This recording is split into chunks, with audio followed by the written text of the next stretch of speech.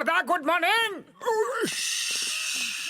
আরে বড়দা good morning তো বলে দিতে, বলার বদলে গুড মর্নিং বলে দিতে, তাহলে সকালটা ভালো হয়ে যেত। একটু নিজের ফালতু কথা বলা বন্ধ করো।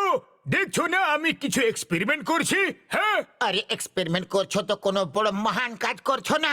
তোমার সব এক্সপেরিমেন্ট এমনিতেই অকাজের হয়। আমার বন্ধুকে এইভাবে অসম্মান তুমি করতে পারো না। তাহলে কিভাবে করতে পারবো বলে দাও না বন্ধু, তাহলে আমি সেইভাবেই করব।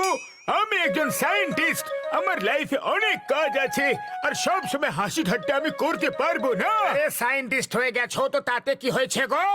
আমিও সায়েন্টিস্ট হতে পারি, এক্সপেরিমেন্টও করতে পারি, তাই তো পাতলু।